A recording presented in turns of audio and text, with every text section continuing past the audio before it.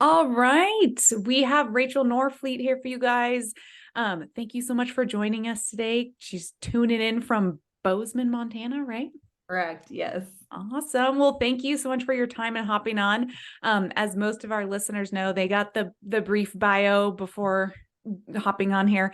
But we're going to go into our two truths and a lie, and hopefully before we reveal the truth or the lie from your background. So go ahead and break those down for us, Rachael. Okay. So my two truths and a lie. I am a second degree black belt. Oh, Uphill running is my favorite. okay. And pickle juice is my aid station must have. Oh, okay. If that's true, I'm on your level. You're a pickle juice girl? Yeah. Funny story. My dad used to have me drink pickle juice when I would play basketball in like middle school and high school. Cause I mean, goodness, back then there wasn't really like anything outside of Gatorade as an electrolyte. And so he was like, this helps with your cramping. And he used to have me drink pickle juice. And I guess I grew to love it a little bit. Oh. Yes, weird things you find out. So, okay, which one do we think is the lie? I mean, They're hard. yeah, second degree black belt. I don't really know what second degree means when it comes. I didn't know there's different degrees of black belt. So my mind thinks that might be a lie. I could see like because we've been following your Instagram forever, and you're like up in the mountains all the time. So I feel like you must love running up there. Surely you need a lot of salt at altitude, pickle juice. What do you think, Amanda? Yeah, I was gonna say ultra runners love uphill running. So I feel like I also like downhill. Hmm. Maybe it's like she's the full-fledged first degree black belt. Yeah. Um, Is hmm. this in I'll- jujitsu or karate? Yeah. What is this in? We'll just leave it as a blanket statement. We'll leave it Okay. ambiguous. I'm gonna I'm gonna go the black belt. I feel like there's probably some truth nugget in there. Yeah. Okay. That's all. I'll go with you as well, Amanda. But don't tell us the answer, Rachael. We will reveal it for the listeners at the end. Cool. And then it might be revealed, shortly through our background here. But tell us a little bit about kind of your background, what got you into endurance-based sports, and kind of going from, I believe it was like triathlon first and then into more ultra running. So share that journey with us. Yeah, so I grew up swimming my whole life, and I actually tried to go out for cross country one year and got a stress fracture. And at that point, just thought I'm not meant to run and went back to swimming, swam in college for a year. And then as I was pursuing my school path, I ended up transferring schools. And with that, I lost this sport that I had loved my whole life. And I didn't quite know what to do with myself, but my sister really encouraged me to train for a half marathon. And at that point, I had trained in college, doing a lot of lifting, and we ran more. And so I kind of got over this narrative that I can't run because I knew at that point that I could. So I did this half marathon with her. And then later, I was nannying for a mom and going to school. And she was not only a psychiatrist, but she was a triathlete, and she could see this kind of personal identity crisis unfolding in me, not having my sport anymore. And she knew that I had run this half marathon. And so she encouraged me to get a bike. And she ended up hiring my brother to watch her boys, and we would go bike ride together. And she taught me how to ride in a group and encouraged me to sign up for a triathlon. So then I deep dove into that. So two really cool, influential women in my life got me into endurance sports. That's amazing. Wow. And with triathlon, tell us a little bit about that journey. Believe you've raced in quite a few, gone to some maybe world champs, I believe I heard. Yeah, I had a lot of fun in triathlon. I don't race it anymore, unfortunately, but Yeah. from like 2014 to 2018, I raced a ton of fulls and halves. I found some pretty quick success. I qualified for Kona at my first full Ironman, which was pretty cool. Wow. And qualified for the 70.3 world champs. And yeah, I just had a lot of fun racing for about 4 or 5 years there. That's awesome. Yeah. And what was kind of that turning point kind of moving away from triathlon? Yeah, so my turning point was in 2018. A couple of things happened that year. So, you know, finding that quick success in 2015, qualifying for Kona, my first Ironman. I was so eager to learn everything about this new sport that I loved and just really was trying to push myself. And moving into 2018, a few things happened. So the first being that I was accepted onto this Zwift Academy team, which is a very well-funded and highly supported amateur development team. So I think that put a little bit of pressure on me to perform that year. And then the second thing that happened was that I secured my second world championship slot and graduated from college both in May of that year. Wow. So most people would, shift to looking for their first full-time job. And I was kind of like, well, I'm on this cool team. I have really great support. I can keep working my part-time jobs right now and just really try to give Kona a good effort and then shift my focus to joining the real world after that. So I had what I thought was this cool runway and I took advantage of it. So like June, July of that year, I was training probably upwards of 25 to 30 hours a week, which was quite an uptick from what I was doing previously. Wow. And moving into August, I just was noticing that I had an energy shift and I felt tired. My mental health started taking a hit and some of my sessions weren't going great. But all of these things I could reason with because when you're training a lot, you're tired. And when you're putting pressure on yourself to perform because you're on this team, your mental health can take a hit. And then sometimes your sessions just don't go great because that's how endurance racing is, right? So, on top of this, for years, I was on birth control and just did not have a period. And a lot of thoughts on that. I'm no longer on birth control, but all of this to say, I never thought that there was REDS at play. But moving into, September and October of that year, I was failing more workouts, feeling more tired. I was sleeping a lot. And I stepped on a scale that month to find that I was 13 pounds lighter than I previously felt really healthy and strong racing at. So, wow.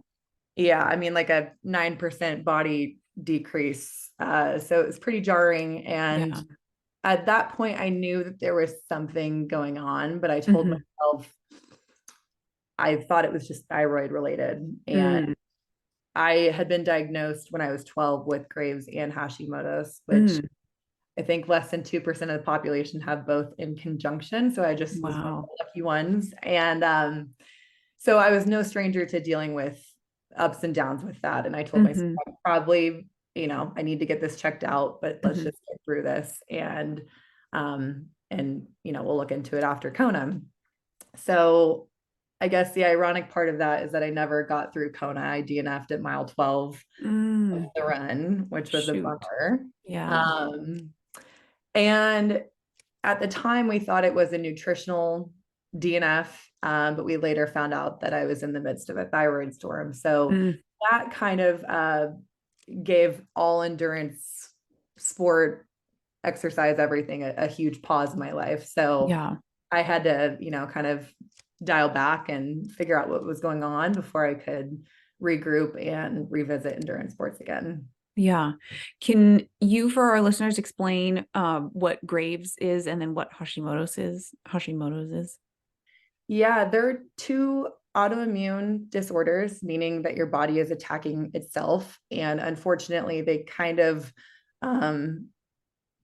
make your body angry in inverse ways. And so it's this really delicate balance of keeping your hormones in a happy place when you have both, because they're kind of fighting against each other. So what that means for my life is that I just get labs drawn every 6 weeks. I've been on medication at different points in my life. I've been off of medication, but it's just kind of a tricky balance of keeping me in homeostasis. Yeah. And when you kind of got to that maybe like lower point, you mentioned the thyroid storm, you got labs done. What was going on from a thyroid perspective at that time? Do you recall? Yeah, I can't recall, my exact levels or anything, but Mhm. essentially, so I DNF'd at Kona in October, and I knew at that point something was going on and I needed Mhm. help. But I think that oftentimes, even when we know we need help, it's hard to seek that Yeah. because, as high performing people, we don't want to admit that there's something wrong and that we Mhm. can't fix the problem at hand. So I let this ride for longer than I should have. Mhm. The initial like soreness after an Ironman that goes away after, a day or two lasted for about a month. And Oh my gosh. yeah, and I was exhausted and I wasn't trying Wow. to train or anything. So as, November, December progressed, it got to a point where I was sleeping 18 hours a day Mm. and had to quit my part-time jobs. Wow. A resting heart rate was 130 and Gosh. I had a tremor and floaters in my vision. So, I mean, it was really, really bad. Oh my goodness. So I forget what my labs looked like, but that's physically how it was presenting. Yeah. Yeah, it was a bummer. And, I finally went in December and they were like, you are really sick. Mm. This is going to take a lot of time to undo the damage that's been done here. And Mhm. not seeking help only furthered that. So, I talk about this. This is specific to me and having these autoimmune issues, but so not everyone who experiences a state of reds necessarily will have these problems, but Right. I think it's important to, know the signs of reds and Mhm. to, just be in tune with that because even if you don't end up in a thyroid storm like I did, it can just wreak havoc on your body. And it's just, the short term and the long term, it's just not worth it Yeah. to overstress your body in those ways. Yeah. So what did that recovery and like returning to like quote unquote optimal health, what was that journey like? What were the like obviously a lot of rest. Was there like thyroid medication or did you meet with like sports nutritionists or any of that stuff? What was that process like?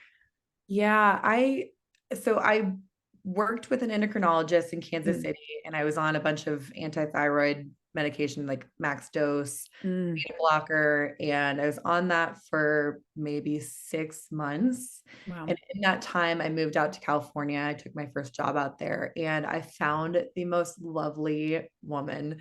She she's an endocrinologist, but she definitely leans more on like the functional side of Mm, medicine.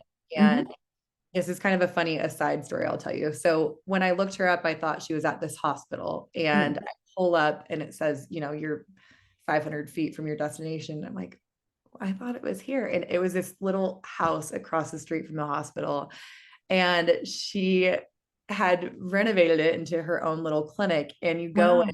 and it feels like your grandma's house. Like there's wallpaper and a Oh, chandelier and like funky furniture. And she comes out with this floppy hat with feathers on it and a red dress with a lab coat and like leopard booty high heels. oh And my gosh. yeah, I was like, where am I? But she ended up being like just such a saint. She's an endocrinologist that works with women specifically Mm, with autoimmune disorders and into wow. menopause and all of that. So when I first started working with her, she helped me get off of some of the harsh medications I was on, and Mm, mhm. we focused on making lifestyle adaptations. She was the first person that ever asked me about my sleep and Mm, stress and my yeah. diet, which Yeah. are huge things that I feel like traditional medicine just was Yeah. failing me in that respect. Yeah.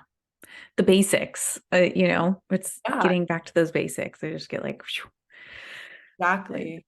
goodness. So with kind of the lifestyle changes, was she talking about like setting up different sleep habits that you like than what you were currently doing or like changes to your diet quality or what were some of the bigger changes that you remember making then based off those things? Yeah, so she wanted me to focus on getting 8 hours of sleep every night, which, as an endurance athlete and working a full-time job, you're trying to wake up at 5 and go to bed at 11. And, so I was constantly not giving myself enough rest. So that was one huge Yeah. thing that changed. And next to that, just kind of having a better view of stress on my body, whether it be training or work or emotions, just recognizing that these all are stressful to your body. So even if you have a day that, you have zero training, but a lot of other stress, you need to recognize that. So she helped me with that. We also eliminated gluten, which there's marginal research on it affecting thyroid peroxidase antibodies. Unfortunately for me, it helped a lot. So I've stuck to it. Yeah. Yeah. And then we've just done different vitamins. I take like selenium and vitamin D, things like that. So awesome. Those are the major things. Yeah. And then where in that process, like, were you able to, you mentioned you're not on birth control anymore. Were you able to get your menstrual cycle back through that process as well? Yeah. So I was off of all forms of birth control for a while and was just doing like the natural family planning, taking your body temperature every day. Yeah. Which is such a great method. I feel like for the first time I was tuning into my cues as a woman that I've never paid attention to before. And I have an Aura ring now, which makes that process even more seamless. And I highly recommend anyone, I'm not sponsored by them, but it's been a phenomenal tool. So I use that now, got my menstrual cycle back, and she helped us get pregnant. So, oh, yay. Yeah. And that's Callum, right? Little Callum. Yeah. Oh, that's awesome. He just turned to you. Oh, is he going into the terrible twos at all, or saying no a lot, or is he being pretty good? I feel like the terrible twos are just a myth because he's the coolest person I've ever met. And there's a ton of no, but it's just them learning their autonomy and him having opinions. And I just think it's so fun. That's awesome. Yay. Well, congratulations on all of that. That's incredible. I love hearing that stuff. So, I mean, with that process, kind of talking about jumping back a little bit to realizing maybe later in time, oh, I was experiencing REDS. Symptomology wise, I mean, you mentioned you were really fatigued. Maybe recovery was lasting a long time. At the time, you didn't know you didn't have your cycle because you were on birth control, right? And then with that, hopping on the scale and oh my goodness, I'm down 13 pounds from where I was, I don't know, X months ago. That was a process where it was not intentional weight loss, correct? It was correct. Yeah. I say correct, and I'm going to give it a caveat.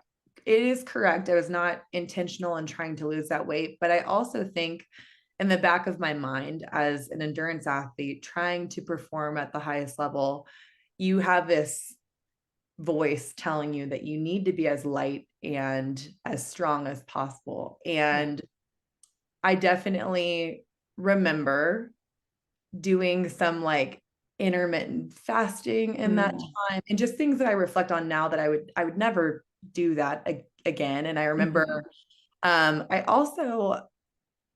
feel like I was transitioning back to meat at that point, but I was a very strict vegetarian for a few years. So I also feel that I wasn't maybe just getting enough protein and calories in general. I mean, you have to use so much volume to, adequately supply the energy that you're burning. Yeah. Yeah. It is wild. Goodness. I mean, so many of our endurance athletes, when they first come to us, if we do a nutrient analysis, it's like they're almost all under fueling and really just from carbs. Like they're really missing the mark on carbs.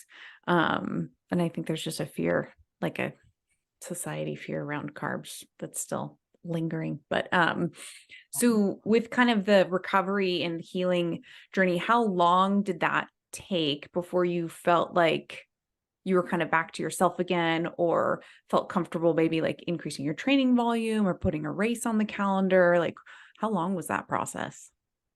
Yeah. So Kona was 2018, October of 2018. And I don't really feel that I felt like myself or could really call what I was doing training at any point until probably like mid to late 2020. Okay. I had signed up for one race in 2020 and I think it got canceled with COVID. I don't even remember. Oh yeah. That was in, but definitely, I mean, it took time. It took, a year and a half. Yeah. Yeah. So, and then about the time that I really was feeling like myself, like December of 2020, we got pregnant. So that really changed what Yeah. training looked like. And that was obviously the goal at that time. So it was Yeah. wonderful, but That's great. Did you continue any training through your pregnancy at all? I did. Yeah. I trail ran while I was pregnant. Got some looks sometimes for that, but did a lot of running, a lot of lifting. I felt like that really felt good when I was pregnant, Yeah. and I just tried to move every day. I mean, Awesome. you know, yeah. That's great. And through that process, through pregnancy and then post-pregnancy at all, did you feel still really strong, or was there ever any of that, goodness, like with an infant and waking up at night and maybe still trying to train, and like, were you ever feeling any of that kind of like thyroid stuff pop up, or like the more than just I have a newborn fatigue come along? Yeah, I had a wonky period with my hormones after Mm. giving birth, and we had a pretty close eye on things. I mean, I worked Mhm. with maternal fetal medicine Nice. and an endocrinologist all the way through. I was high risk, and um, yeah, so I went through a weird period for a while there, and I think, it's hard when you're breastfeeding and just all these things. Your hormones are so wonky. So Yeah. we worked through a little bit of wonkiness, but yeah, I mean, for the most part, I was relatively stable from a thyroid standpoint. I mean, you feel Awesome. all sorts of like hormone crazy just Yeah. being, I think, but Yeah.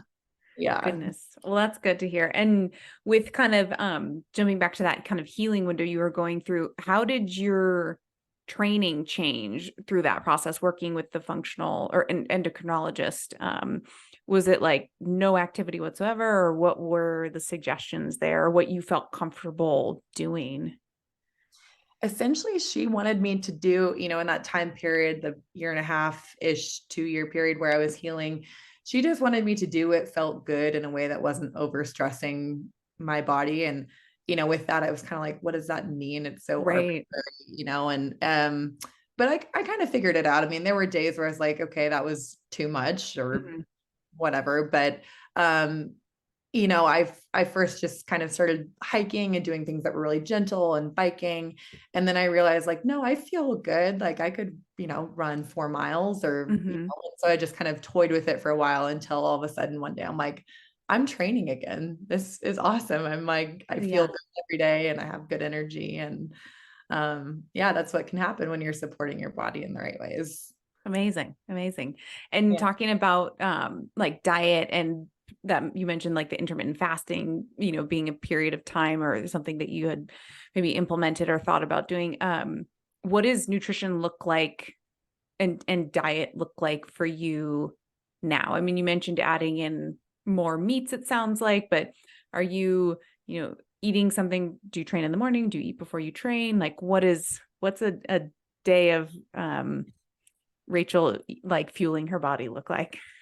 Yeah. I think the biggest change is I just kind of eat all the time now. And like I always, before I would like train in the morning and skip breakfast or Mm, something to that effect. And I never train not fueled yeah, now. I love to wake up and make like eggs and toast or yogurt granola or I don't know. I mean, yeah. nothing that exciting, but everything is fueled. I love to snack. My husband jokes with me because even before we got pregnant, he's like, "You're the perfect mom. You're always carrying like nuts and bananas." And, just my thyroid doctor told me like, you need to. So anyway, I snack and, following a training session, I just try to make sure that I'm getting the fuel just rolls all day Yeah. long, refueling during the exercise and after. And I think I was missing those 3 components before. I would Yeah. mess up 1 or 2 of those and it just, had roll down effects. And now I just try to really fuel my whole day. I love that. I think that's wonderful. And talking about all these snacks, what you mentioned nuts, what are your go-to kind of like what snacks are in your purse or your gym bag, or what do you got on hand most of the time? Oh, I love snacks. Just like day-to-day snacks. I always have like nuts, fruit. Fig bars are great, just kind of quick burning fuel before a run. Yeah. maybe I ate a meal, but it was an hour and a half ago and I need a little something, something. Yeah. What else? We love to make muffins. My toddler and we make a lot of muffins. We have those laying around the house. And yeah, I think that's about it. Nuts and That's fruit. great. Yeah. I also love that you just mentioned a fig bar, even though you ate a meal 90 minutes prior. Cause I think a lot of people are like, well, I ate 3 hours ago. I'm good to go. Like, I don't need anything before I go for this like 21 miler. Like, Yeah. I think, yeah, topping off just before is something we highly encourage our athletes to do. And yeah, with a quick digesting carb source, just like a fig bar is perfect. So I love that you mentioned that. Snacks are crucial here. I get made fun of as well for being a snacker. I told my friends that ABS stands for always be snacking. So That is so funny. I love that so much. we were biking just this last weekend and they're like, I don't care if we get lost out here because I know Kyla always has so many snacks. And I was like, I have a few, but yeah, snacks are crucial for sure. Got to keep fueling the machine. Yeah. So yeah. So tell us kind of now after healing, baby, getting into some training, you mentioned, what's the training looking like? What are you training for? What's coming down the pipeline? Yeah. I have I'm taking my second shot at hobbling 100K Oh, in wow. about 3 weeks. Oh my So goodness. yeah, I'm excited. I did it. It was my first 100K. I did it last year. I love that course. It's a 3-looped, relatively flat rolling Nice. course in the desert, and it's over Halloween weekend. So it's just like one big Fun. party. People dress up, and it's Yeah, just so fun. So I'm going to that's go great. do that in a couple weeks. Awesome. And where you said it's in the desert. Is that in like Arizona or where in the desert? Yeah, sorry, Fountain Hills, Arizona. Okay. Okay. Nice. And is that at lower altitude than where you're at? It is. And it That's was nice. so nice to feel that last year. So I live at about 5,000 feet, a little bit Okay. lower. And that is probably close to sea level, I would imagine there. Oh, But wow. Yeah. yeah, so I'm looking forward to that. That's great. Yeah, that must feel really nice. That's Yeah. excellent. So with the training volume that you've been doing, and talking about this upcoming race, what's kind of your like go-to training, nutrition, fuel, and or hydration that you use during your training right now, or that you plan to use for the upcoming race? Yeah. So I'm not picky as far as brands go necessarily, but what I found, you know, this nutrition is so situationally dependent. I might not have said that the right way, but you know what I mean. I mean, if so, like Javelina is going to be very hot, and Mhm. it's a relatively shorter race. I mean, under 10 hours, so I can get away with doing mostly liquid calories or like very liquidy gels. Mhm. I might toss in a banana. So some things I like. I love the precision fuel gels. Those Mm. 90 Oh yeah. 90 grams of carb an hour gels. It's like a 3-in-1 pouch. I love those. I like their hydration mix because you can't really, doesn't taste like much of anything. Yeah. I also like Tailwind and Gnarly. So those are some of my go-tos. Nice. And if you're on like a longer mountain adventure and you're doing more stops and more hiking, you can eat more real food. So I Yeah. bring, PBJs and stuff like that. Amazing. So with this upcoming race, with you said it's 3 laps, do you plan to stop at 8 or can you get handed stuff? Are you carrying everything you need the whole time on you? Yeah, so they have a lot of aid stations. That's the other Okay. part of this. So it's a 3-loop course, or 3-loop course, and on that loop, I think there are 1, 2. There are 4 aid stations on the loop in Oh, total. nice. Okay. Yeah, so you can fill up pretty regularly. Back at the start finish area, everyone has tents, so you can kind of have your personal stuff there. So I'll have a Great. cooler with, Coke, Red Bull, things that maybe, I don't know, they might not have on course that I might be Yeah, that day. So yeah. that's great. I love that. And with a race like that, do you do any kind of like intentional carb loading in the days before or the night before? What is that process like leading up to something like that? Yeah, I feel like I'm just echoing what I've heard everyone else say on your podcast. Oh, Like Katie asked me, I mean, you want to eliminate fiber. I don't Mhm. do a lot of fiber in the 2-3 days leading up. And For then sure. I don't know if it's so intentional with the carbs. Maybe I need to be more intentional with it, but I think I kind of eat a good amount of carbs all the time. So I don't Yeah. know if I change Good. all that much, but I Yeah. definitely try to do some like hyperhydration loading. I do Mm. um some good salt in that week for sure leading up to Yeah. it. So sometimes I do like the liquid IVs Mm. or scratch, and I try to do, maybe two of those a day or something Yeah. to That's it. great. Goodness. Yeah. I mean, especially if it's gonna be hot too, like you're saying. And I'll do you take know? any recommendations you have, but that's Yeah. kind of Yes. I mean, goodness, like you're saying, like it is situational, and then everybody's sweat loss and sweat sodium concentrations are different, right? And in different, like different in different conditions as well. But yeah, the salty stuff, like we have some people that will do what is it, the precision hydration tablets, because they have those 3 versions of sodium content, but yeah, liquid IV, element, like those are all the higher sodium containing stuff to kind of like help increase your sodium. And then like Osmo has a preload product. I think that's like almost 1,500 milligrams of sodium. So yeah, there's a variety of different, and Scratch has, I forget what it's called now. It used to be hyperhydration, but it's something else. yeah. And theirs is pretty high. I think almost also 1,500 milligrams. So yeah, there's all kinds of good things out there to kind of like help with the fluid loading piece. I think that's perfect for the heat. You got to do that. And I mean, it's good to always test, of course, as well, is another suggestion we give all our clients, is like always do a race simulation or a quote unquote dress rehearsal with all your nutrition. And then what is your kind of go-to post race? Do you tend to have an appetite, or do you not have an appetite but try and get stuff in? Do you go grab a pizza and a beer? Like what's your go-to post a race like that? Yeah, I think that's important what you said about like, even if you don't feel hungry, like, do you try to get something in? Because most of the time I am hungry after, but even when I'm not, I try to get it in anyway, because I Yeah. think it's important for, recovery and your muscles and everything. Post race, I guess it depends. I've definitely done Chipotle burritos before. Mm, That's a big hit. Pizza, usually a beer or like a fizzy water sounds really yes. good immediately. Yes. Um, what else? I think that's kind of it. Usually just Yeah. something like high in fat, some good carb, a little bit of protein in there. That's usually what sounds good. Yes. Yeah. I love the Chipotle burrito. That's excellent. Contains all the things you need. Let's see, talking about the race itself, being really hot, do you have any specific tactics you use to help cool yourself or control your core temperature in environments like that?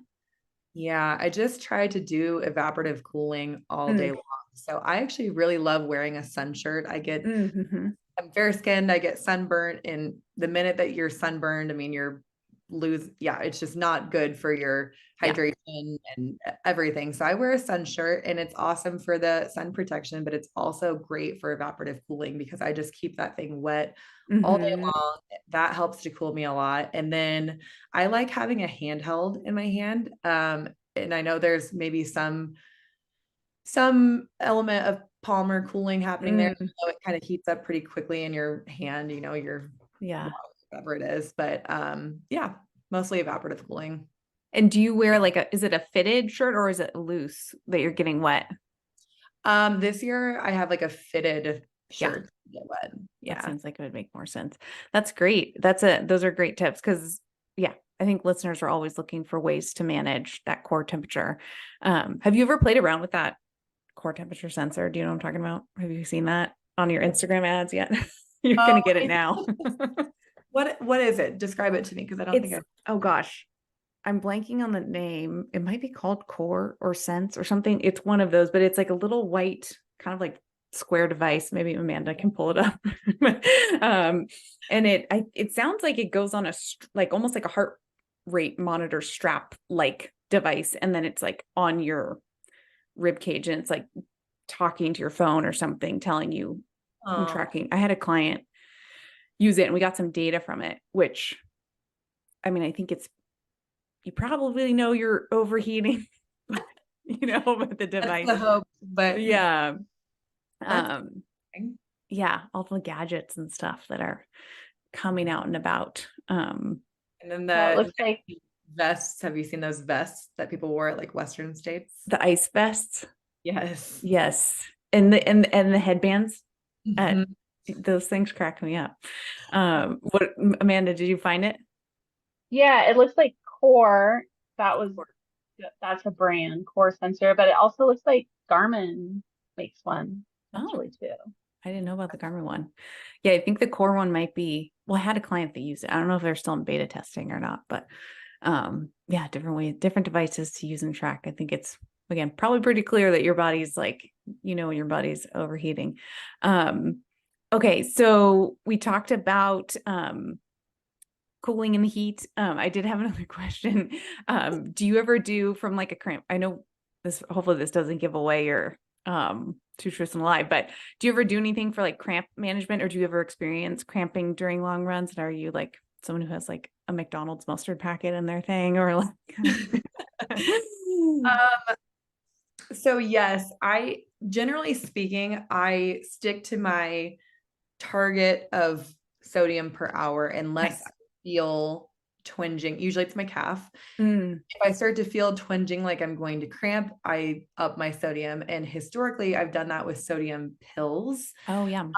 But actually at Javelina last year, I over salted myself and then had, Oh like GI distress. yeah. You get into a race and you just forget, like, I have timers set for my nutrition. But I'm like, did I take one tablet or two? Right. And so anyway, I messed that up. And what I've switched back to, I used to use this in triathlon and I loved it. It's just called base hydration salt. And so Yes. it's like salt in a little tube. And so you can kind of, and I think having that like mouth feel of how much salt is going in your body is important, because with the pill, you're like, okay, I swallowed it. Yeah. So I've switched back to doing base and that helps me a lot. That's great. Yeah. I have a handful of clients that use base. That makes me think, have you ever tried the salt stick salt chews that they recently came out with? No. Yes, I just tested them this last weekend. They're not bad. And like talking about the mouthfeel part, it's like you do get that, like they're salty, but then they have like a little bit of like a flavor of whatever, like lemon lime or raspberry or whatever. But the one thing is, like, depending on your salt loss is, I think there's only 50 milligrams of sodium per chew. So like, Oh, if you have a 2000 milligram sodium loss per hour, I mean, you're going to be taking down loads of those things, but yeah. potential option for some of our listeners. You mentioned the sodium goal. What is your sodium goal, out of curiosity? Yeah, I think this is kind of in the middle. And I say this, I haven't done a sodium test in a long time. And I think it would be nice to do those more frequently. But to your point, your sodium loss may change situationally. It may Yeah. change season to season in your training. And it probably even changed from, going to Southern California to here where I am in Montana. So it's Yeah. constantly changing. What I found, I feel good at like 900 milligrams per Nice. hour. Yeah. Hmm. So that's what I shoot for. That's great. And with this 100K, like, what are you thinking, like, guesstimated finish time is? Oh man. Well, I'm competitive only with myself. I try to just let the competition of a race, like when I go to races, I just like root for everyone. I think it's so fun to be out there. And That's awesome. if, yeah, so I just root for everyone and I'm competitive with myself. And I went a 10:05 last year. So I'd love to beat that and maybe put some Wow. time into that, cut some time off of that. But I don't really know exactly what number that Yeah. is. But just for our listeners' perspective, like sodium intake over the course of 10 hours, like that's pretty critical to stay up to date. It's not like you're out there for 90 minutes or something like that. Yeah, So, and it's hot, 10 hours of hot, hot very hot. running. It's 100 there this week. So I'm hoping it cools down a little bit. But Shoot. yeah, the margins for error get smaller, I feel like, as a race gets longer. And it's been interesting because, coming from a sprint swimming background where you never fueled anything and we had 90-minute practices and stuff, to then shifting into this world where like eating is everything and Yeah. fueling everything. So I've Yeah.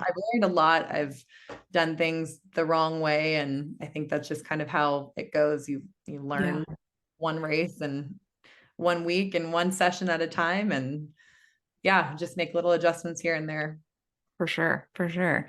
I love that. And okay, so I want to be mindful of your time here. So I'll see what our listener questions were and see if we already answered some of these. Let's see. Did you experience any injuries while you were training and managing the autoimmune disorder at first, which I think was that you had mentioned a stress fracture, but that was before the red stuff, right?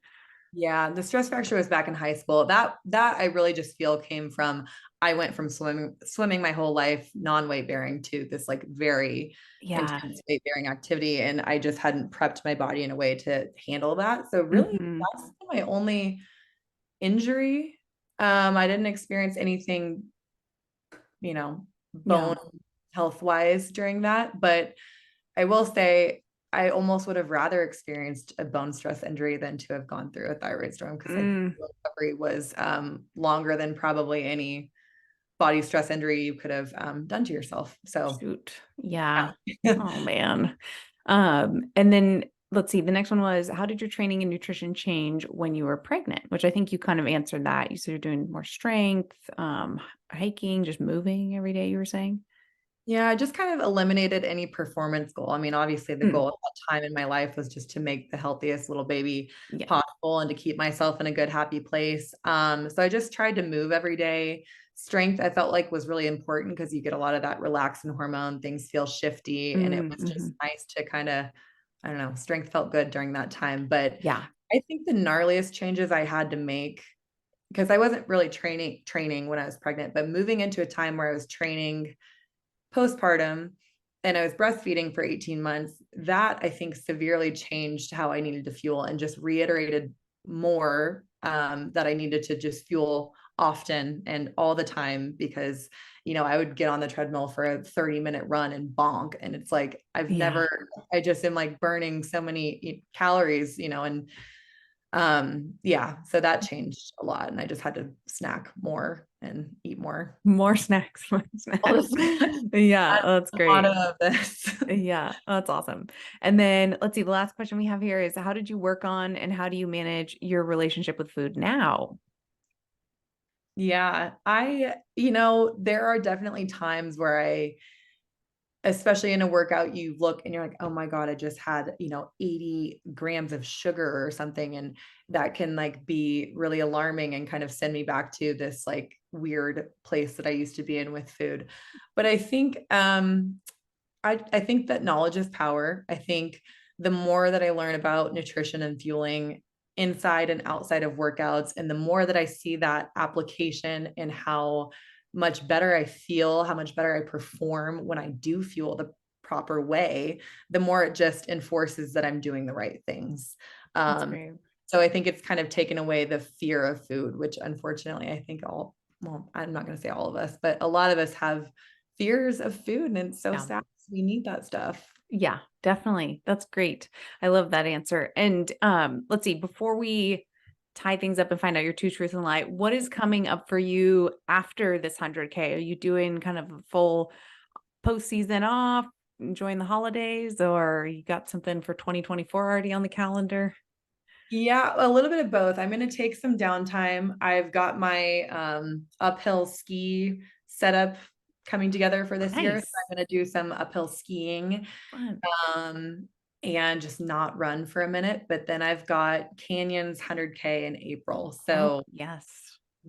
yeah, and it's hard in Montana to train for spring races. So I'm hoping to do like some skiing and then shift into, a little bit of running in December, and then kind of up things into January, February. But lean on that cross training a lot moving into this. Awesome. Do you have a treadmill at your house or do you? I do. And Yeah. I am one of the weird ones because I love treadmills. Like Oh, I don't run on it for every run by any means, but I mean, I love having I think it's a nutrition thing. Now that we're voicing this, I don't yeah. like having to carry all of these things sometimes. And I think it's just nice having the ease of like, I can put 4 bottles there and just knock out a 20-mile run. I love doing that. Yeah. Yeah. Oh, that's great. What kind of treadmill do you have? It's a Proform, a pretty basic model. It's nothing fancy. Okay. It has the iFit on it if you Yeah. want. It does the trick. So I got Awesome. Costco. Nice. All right. Yeah. All right. So we will go ahead and go over your 2 truths and a lie. So let's see. You had said second degree black belt in an unknown type of martial arts. Uphill running is your favorite, and pickle juice is your aid station go-to, I believe. Are those all accurate? Okay. Amanda and I thought the black belt was a lie. Which one is a lie? The pickle juice. I hate pickle juice. Oh no. Yeah. Oh man. Wait, okay. So tell us about this black belt situation. Yeah. So the black belt, it was really one of my first sports. I don't practice martial arts anymore, but from the time I was like 5, my whole family did martial arts. So like my mom and Wow. my brother and sister. So it was a Korean form of martial arts called Hapkido, and Oh wow. we all became black belts together. So we did that for many, many years. Wow. Good for you. That's great. And then of And course I love uphill running. yeah, That one was a little obvious, but yeah, I love running in the mountains. So that's a truth. amazing. Good for you. Do you I've talked to so many people, cyclists and runners, but I don't know if it was like an actual true Strava challenge. Maybe Amanda, you saw this as well. But I know with like the cyclists, they were trying to like accumulate, I think 1,000,000 feet of elevation in a year. And I don't know if the runners do that as well. Is that something like, is there a Strava vert you try and like go for annually or anything? I'm sure that exists. I am not on Strava Oh, anymore. But I guess I don't personally have uphill goals. yeah. That also might be because most of my races are not really vert specific. So Mhm. maybe someday I'll have an uphill goal. But in the meantime, I just love running in the mountains and I have a lot of fun with it. Awesome. That's great. I love that. Yeah. Yeah, you want to enjoy it. Okay, well, where can our listeners find you, follow you? Where can they do that? Yeah, I'm pretty much just on Instagram and it's just my name, Rachael Norfleet. So I love to connect with new friends. I've made so many of my lifelong friends through Instagram, ironically. Cool. Um, yeah, so you can find me there. Love to Awesome. And with then you. if anybody's out doing the 100K in Arizona, go say hi. Yeah, if you're at Javelina, definitely come say hi. Yeah. I'll be out there and Not drinking pickle juice. not drinking pickle juice. I will not be doing that. That's funny. Awesome. Well, thank you so much for joining us today, Rachel. This has been so fun. Yeah, thank you guys so much. This is so refreshing and just yeah, an honor to be on the podcast. Thank you. Woohoo.